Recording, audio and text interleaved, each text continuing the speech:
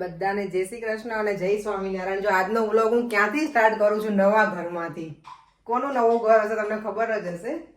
ઘણી વખત મેં વિડીયોમાં બતાવેલું છે. આજે મેં વિડીયો સ્ટાર્ટ જ નહોતો કર્યો. મેં તો ઘરે જઈને કરીશ, પણ અચાનક હું અહીંયા મમતાના ઘરે આવી ગઈ છું ને તો અહીંયાથી સ્ટાર્ટ કરું છું. જો એણે તો આ સારું લગાવી દીધું. મમતા આ તે ક્યારે લગાવ્યું? ધ કિચન ઓફર્સ ફૂડ લવ જોય. અને અહીંયા જો કિચન એકદમ બિઝી છે ને આ સૌથી નોટીએસ્ટ ગર્લ છે ને આ છે તોફાની. ના ના કંઈ મેસી નથી, આટલું તો સરસ છે ચોખ્ખું.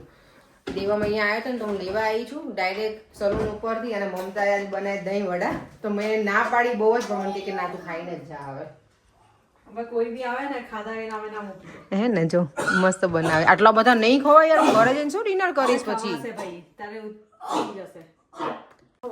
દેવમ જો ઘણા ટાઈમ પછી મમતાના ઘરે આવ્યો છે. આજે પ્રિશાને હવે એ શીખવાડે છે, કારણ કે પ્રિશા આવે છે ને યર 6માં 11+ એક્ઝામ આપવાની છે એટલે.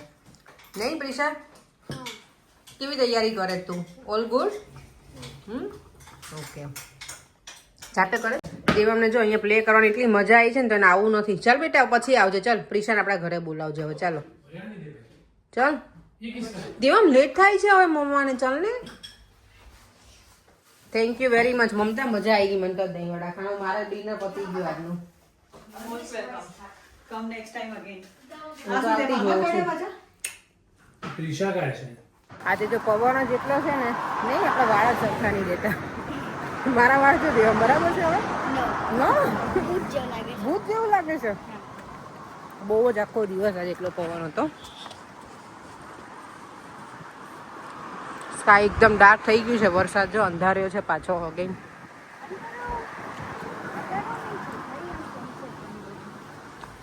ના બેટા જો આ બાજુ અંધારું થઈ ગયું છે એકદમ. જો એ સરસ મજાનું જે શાક બની ગયું છે મિક્સ, અને રોટલી બનાવી છે. અને હવે મારે બનાવવાનું છે અત્યારે મકાઈનો ચીવડો. ચાલો તો આપણે આજે એ ડિનરમાં ખાવાનું છે. હું ડિનર જો કે કરીને જ આવી મમતાના ઘરેથી, પણ વહેલા થોડું ખાધું હતું દહીં વડા. હવે મેં કીધું મકાઈનો ચીવડો ખાવો છે ને, બીજું શાક રોટલી નથી ખાવા. નહીંતર પછી આજે એન્જોય કરવાનું જે કહેવાય ને મજા ના આવે. પેટ ભરેલું હોય ને તો. તમે ખાવા ના પડે મકાઈનો ચીવડો? આમ તું ખાઈશ? ઓમ છે ને અમારે જેવો ખાવાનો શોખીન છે, એ ખાય થોડુંક આમ ટેસ્ટ કરે એમ કે ના દીદી બરાબર છે. ત્યારે ના વિડિયો કે ઉતાર્યો છે સીડી પર બેઠા બેઠા PUBG રમતો મમ્મી મોકલવાનું. હે ઓમ એ હવે રમવાની લત કાઢ નાખવાની. જો એ ગેમ રમવાની જ નથી તમારે.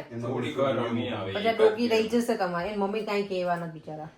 એટલે જયારે જોલું થાય ને જેમ કરવું એમ કરે ને, મમ્મી કાંઈ કહે નહીં એટલે નહીં. એવું ના હોય, કઈ થાક્યા હોય તો થોડીક વાર ફ્રેશ થાય છે.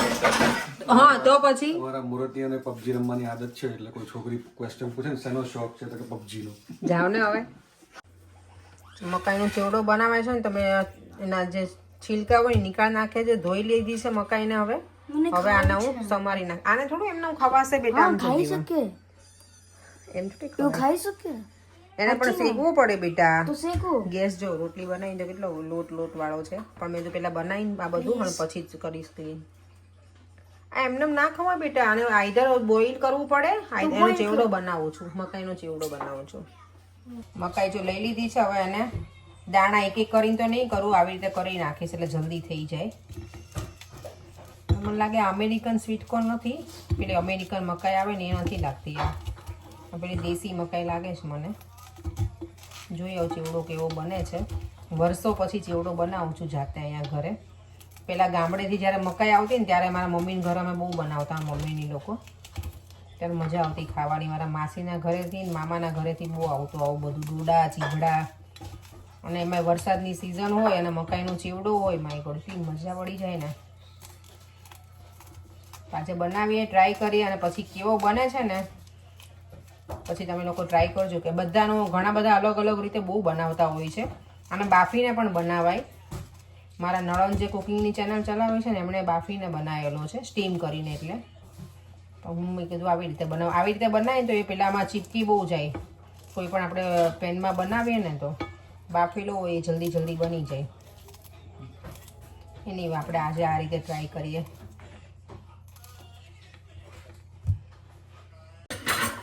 જો મેં આવી રીતે દાણા નીકાળી લીધા છે, પણ જોડે જોડે કાચી કેરીની મજા લીધી હવે અત્યારે મેં અને દેવ અમે.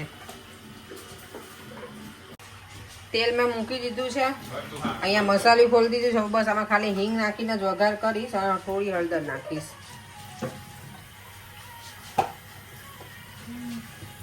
અને આપણે જ્યારે મકાઈને સ્ટીમ કે કશું ના કરીએ ને બોઇલ, એટલે બીજા બધા મસાલા છેલ્લે કરવાના. થોડી મકાઈ ચડી જાય ને પછી કલર તો છે બાકી જોરદાર છે મકાઈના દાણાનો.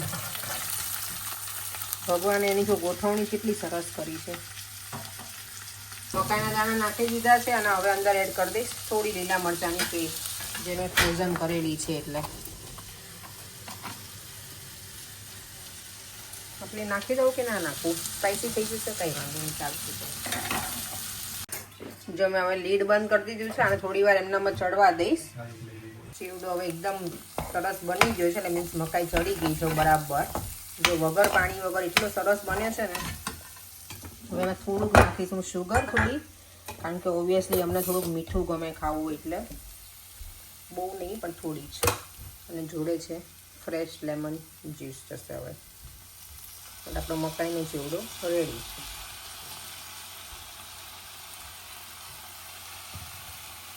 મસ્ત બની ગયો છે. આમાં તમારે લીલા ધાણા નાખવા હોય તો નાખી શકાય, સેવ પણ નાખી શકો. તો હું એવું કંઈ જ નાખવાની નથી અને આમ જ એન્જોય કરવાની છું આજે સિમ્પલ.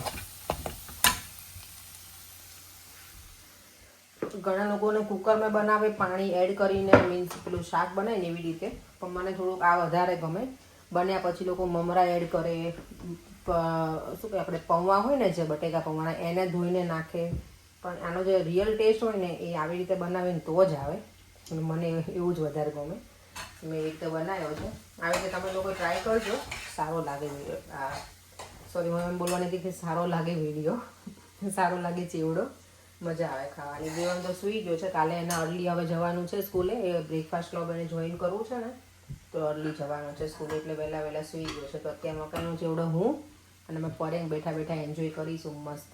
ઓમ બોલ, કેવો લાગ્યો તને ચેવડો? ફર્સ્ટ ટાઈમ ખાધો તો સારો છે, પણ સારો છે ને? પણ સ્પાઈસી છે, એટલે મારા કામની વસ્તુ નથી. તારા કામની નથી? અમે મીઠું ખાવાવાળા છે. મીઠું ખાવાવાળા છે. ના, મેં શુગર થોડી નાખી હોઉં એમ તો, પણ તને સ્પાઈસી થોડોક લાગ્યો હશે. તુષારને નહીં લાગે. સારો છે, સારો છે ને?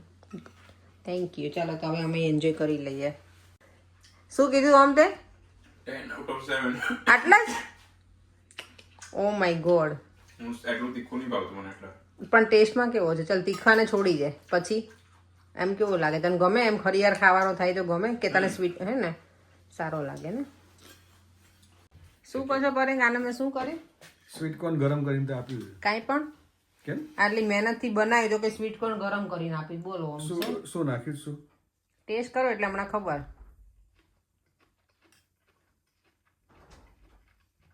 સ્વીટ કોર્ન જ લાગે. નાખો ને લીલા મરચાંનો કૂટો. મરચાં છે, સ્પાઈસી લાગે. પણ સારો લાગે કે નહીં એમ કહો મને. હા, શું નાખ્યું? શું આમાં? પેલી આપણે શું ફ્રેશ મકાઈ હતી, આ સ્વીટ કોર્ન નથી. એટલે શું કર્યું? શું તેલ નાખ્યું? તેલમાં? હા, ને પછી એને બરાબર ચડવા દીધું તેલમાં. સારું લાગે. સારું લાગે ને? આને મકાઈનો ચેવડો કહેવાય. તેલ ના નખાય તો પાણી બટરમાં કરાય. ઓકે, નેક્સ્ટ ટાઈમ બટરમાં થશે. ચેવડો ખાવાનું શરૂ થઈ ગયું છે. મસ્ત બન્યો છે, સ્પાઈસી એકદમ. પરેંગને તો પતી ગયો. લ્યો, મારાથી ખાવાનું શરૂ હતી ત્યારે પરેંગને પૂરો થઈ ગયું. મજા આવી ગઈ? બહુ સ્પાઈસી. મગજની બધી નસો ખુલી ગઈ. બહુ સ્પાઈસી ખાય એટલે આપણે એવું કહીએ કે બધી મગજની નસો ખુલી ગઈ એમ. સ્પાઈસી હોય તો જ મજા આવે ખાવાની. વરસાદી વાતાવરણ હોય, મકાઈનો ચેવડો હોય, મજા પડી જાય. હવે એના ઉપર એક ચોકલેટ ખવડાવી દો.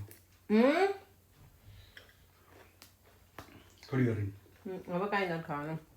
આજના વિડીયોમાં કોઈની કોમેન્ટ હતી અનિતાબેનની કે તમારા ઘરેથી હરે કૃષ્ણ ટેમ્પલ કેટલું થાય? તો બાય કાર 15 મિનિટ્સ જેવું છે. બહુ દૂર નથી, 15 to 20 મિનિટ્સ જેટલું છે. નજીક જ છે મારા ઘરથી.